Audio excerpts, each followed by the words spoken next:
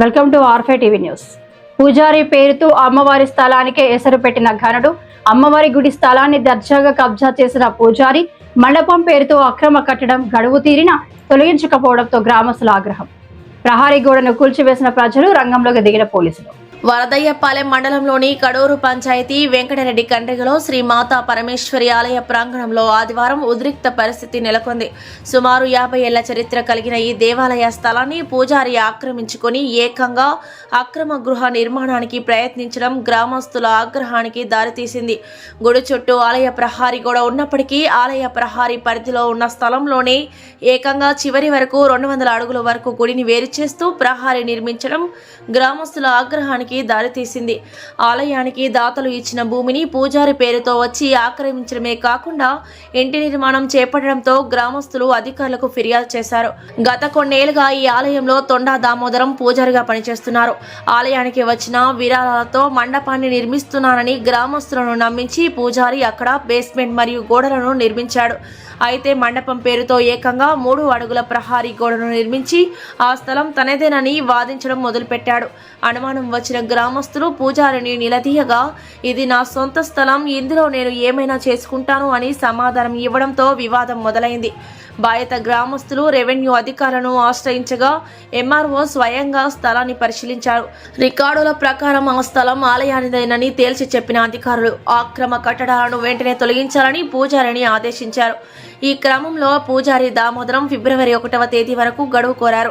అధికారులు ఇచ్చిన గడువు ముగిసినప్పటికీ పూజారి అక్రమ కట్టడాన్ని తొలగించకపోవడంతో గ్రామస్తుల ఆగ్రహం కట్టలు తెంచుకుంది. ఆదివారం ఉదయం గ్రామస్తులందరూ ఏకమై పూజారి నిర్మించిన ప్రహారీ గోడను కూల్చివేశారు. దీంతో అక్కడ తీవ్ర ఉద్రిక్తత చోటు చేసుకుంది. సమాచారం అందుకున్న ఎస్ఐ మల్లికార్జున్ సిబ్బందితో కలిసి ఘటనా స్థలానికి చేరుకున్నారు. రికార్డులను పూర్తి స్థాయిలో పరిశీలించి చట్టపరమైన చర్యలు తీసుకుంటామని ఆయన హామీ ఇవ్వడంతో గ్రామస్తులు శాంతించారు.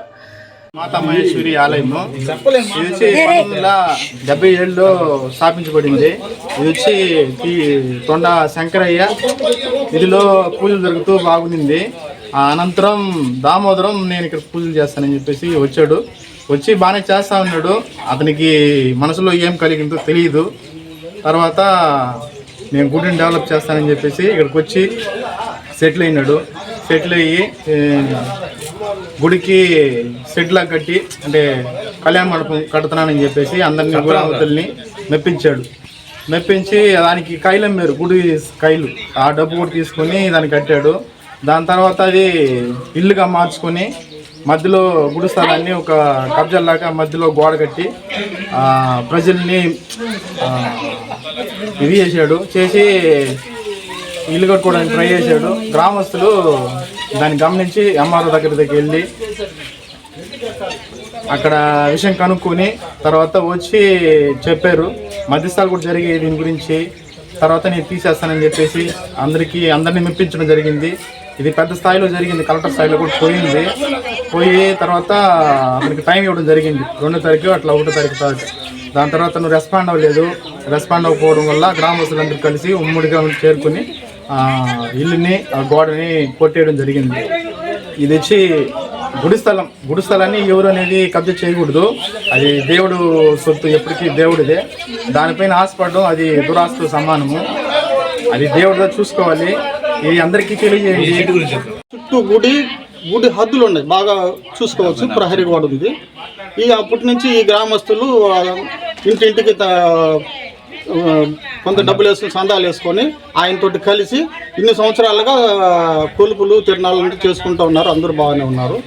దాని తర్వాత శంకరయ్య ఆయన చనిపోయిన తర్వాత మున్సామి ఆయనే చేసుకున్న తర్వాత ఆయన వయసు నిమిత్తము ఆరోగ్యం లేదు, రిటైర్డ్ అయిన తర్వాత ఈ పూజారిని ఒక దామోదర పిల్లని పక్కనే రూమ్లో పెట్టి ఆడికి పెడితే ఆ కుర్రాడు ఏం చేశాడంటే, ఇప్పుడు పక్కనే ఇది ఒక ఇల్లు కట్టుకుంటూ మధ్యలో ఆక్రమణ గోడ భూమి చోటిని కబ్జా చేసి గోడ కట్టేసి కావాల్సిన నిదర్శనాలు చూపిస్తాము. వెనకాల గోడ కట్టేశాడు. దీన్ని మేము అన్ని విధాల ప్రశ్నించినప్పుడు ఇది నా చోట మీరేం చేసుకుంటారా, ఇది గ్రామస్తుమరా, గ్రామంలో అందరూ కలిసి నుంచి చేసుకుంటున్నాము, నువ్వంటే నేను చేసుకుంటాను, మీరేం చేస్తారు చేసుకోమన్నాడు. చుట్టూ మా కడూరు పంచాయతీలో ఉన్న పెద్దల గిద్దలు వచ్చినా కానీ వాడు ఎవరికి సమాధానం కానీ చెప్పే పరిస్థితులు ఏమి లేవు. అలాంటప్పుడు మేము ఎంఆర్ఓని సంప్రదించాము. కలెక్టర్ దాకపోయింది, ఎస్ఐ అందరూ కంప్లైంట్ ఇచ్చి ఎంఆర్ఓ గారు వచ్చి విజిట్ చేశారు.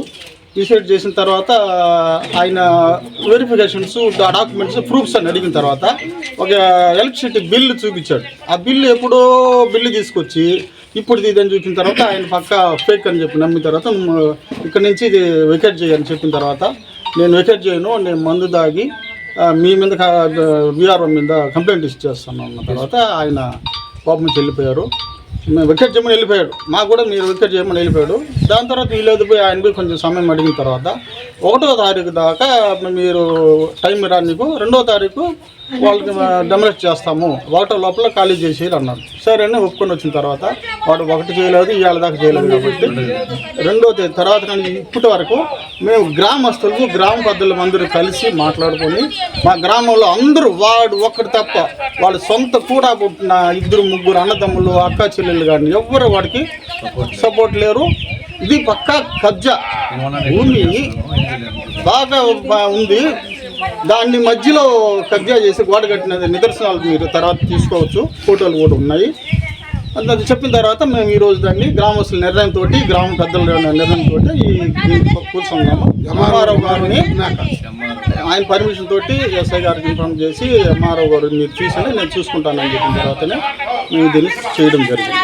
ఇది ఇప్పటి వరకు జరిగింది.